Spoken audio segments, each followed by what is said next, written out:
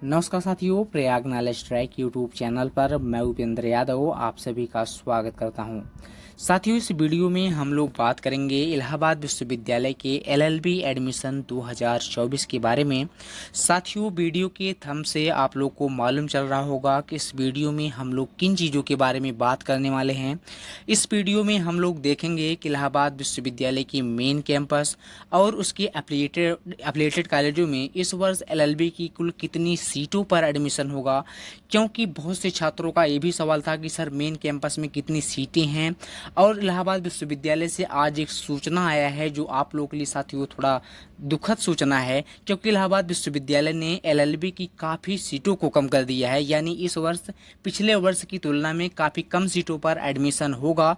ऐसे में कितनी सीटें इलाहाबाद विश्वविद्यालय ने एलएलबी की कम की है, इस वीडियो में मैं आपको विस्तार पूर्वक बताऊंगा। क्योंकि आपको यदि आप इलाहाबाद विश्वविद्यालय से एलएलबी करना चाहते हैं और आप एंट्रेंस एग्जाम की तैयारी कर रहे हैं, तो ऐसे में आपको जानना अति आवश्यक हो जाता है कि मेन कैंपस में एलएलबी की कुल कितनी सीटें हैं और उसके दो एफिलिएटेड कॉलेज यानी इलाहाबाद विश्वविद्यालय के सिर्फ दो एफिलिएटेड कॉलेजों में एलएलबी की सीटें हैं। एक सीएमपी डिग्री कॉलेज है, यहाँ पर एलएलबी की सीटें हैं, और एक है साथियों इलाहाबाद डिग्री कॉलेज यानी एडीसी, यहाँ पर एलएलबी की सीटें हैं। पिछले वर्ष साथियों यदि हम बात करें पिछले वर्ष सीटें यहाँ पर कितनी थी, तो इलाहाबाद विश्वविद्यालय की मेन कैंपस में जितनी एलएलबी की सीटें थी उतना ही उसके एफिलिएटेड कॉलेजों में भी एलएलबी की सीटें हैं। ऐसा नहीं है कि मेन कैंपस में ज़्यादा सीटें हैं और एफिलिएटेड कॉलेजों में कम। लेकिन आज जो सूचना इसके बारे में आया है उसमें साथियों क्या है कि इलाहाबाद विश्वविद्यालय ने काफ़ी सीटों को कम कर दिया है।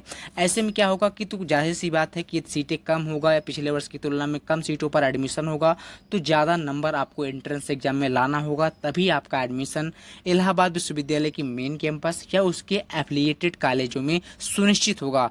तो इन सब चीज़ों के बारे में मैं आपको यहाँ पर बताऊंगा कि इस वर्ष कितनी सीटों पर एडमिशन होने वाला है। सिर्फ आप लोग वीडियो को शुरू से अंत तक देखिएगा, सब कुछ आपको अच्छी तरह से मालूम हो जाएगा कि कितनी सीटें इस वर्ष कम कर दी गई हैं, आपको अब कैसे अपने एंट्रेंस एग्जाम की तैयारी करना है जिससे आपका एडमिशन आसानी से मेन कैंपस में सुनिश्चित हो जाए। तो अब हम यदि आप लोग इस यूट्यूब चैनल पर नए हों तो पहले आप लोग इस चैनल को सब्सक्राइब कर दीजिए। आप लोग इस चैनल से जुड़े रहेंगे तो जो भी सूचना आएगा मैं वीडियो के माध्यम से आपको बताता रहूँगा। साथ ही आप लोग वीडियो के डिस्क्रिप्शन बॉक्स में आपको हमारे टेलीग्राम चैनल और व्हाट्सएप ग्रुप का लिंक मिल जाएगा। टेलीग्राम चैनल पर आप लोग जाएंगे तो वहाँ पर एक डिस्कशन ग्रुप का लिंक है, आप लोग वहाँ भी ज्वाइन हो जाइए। जो भी दिक्कत हो आप लोग ग्रुप में कमेंट करिए, जहाँ तक संभव होगा मैं आपकी मदद करूँगा। तो साथियों अब हम लोग देख लेते हैं कि इस वर्ष इलाहाबाद विश्वविद्यालय की मेन कैंपस में कुल कितनी सीटों पर एडमिशन होने वाला है एलएलबी का, क्योंकि आज जो इन्फॉर्मेशन इसके बारे में आया है आपके स्क्रीन पर साथियों दिख रहा है। यहाँ पर लिखा गया है कि Bar Council of India reduce Allahabad University LLB admission by 20% cuts 225 seat, यानी इलाहाबाद विश्वविद्यालय ने 225 सीटों को इस वर्ष कम कर दिया है। यानी आपके साथियों स्क्रीन पर यहाँ पर दिख रहा है कि पहले जो कॉलेज थे मेन कैंपस में 375 सीटों पर इसके पहले एडमिशन हुआ था, लेकिन इस बार क्या है कि 75 सीटें इलाहाबाद विश्वविद्यालय में कम कर दी गई हैं मेन कैंपस से। अब 300 सीटों पर एडमिशन होगा, सिर्फ 300 छात्र छात्राओं का एडमिशन अब इलाहाबाद विश्वविद्यालय के मेन कैंपस में होगा। यहाँ पर सीएमपी डिग्री कॉलेज में भी 375 सीटें थीं और पिछले वर्ष 375 सीटों पर एडमिशन हुआ था, लेकिन इस बार सिर्फ 300 सीटों पर एडमिशन यहाँ भी होगा। और एडीसी इलाहाबाद डिग्री कॉलेज में साथियों वहाँ भी 375 सीटें थी और इस बार यहाँ भी 300 सीटों पर सिर्फ एडमिशन होगा। यानी इस वर्ष यदि आप लोग इलाहाबाद विश्वविद्यालय एंट्रेंस एग्जाम एलएलबी की तैयारी कर रहे हैं तो आप लोग के लिए कंपटीशन इसलिए ज़्यादा हो गया क्योंकि इस बार सिर्फ 900 सीटों पर एडमिशन होगा। ऐसे में यदि आप लोग तैयारी कर रहे हैं तो आप लोग ज़्यादा फोकस करिए, ज़्यादा पढ़ाई में फोकस करिए जिससे आपका एडमिशन सुनिश्चित हो जाए। जो आप लोग इलाहाबाद विश्वविद्यालय की एंट्रेंस एग्जाम का बुक लिए हैं उसी बुक को बार बार पढ़िए, क्योंकि उसी से क्वेश्चन आपके एंट्रेंस एग्जाम में आने वाले हैं।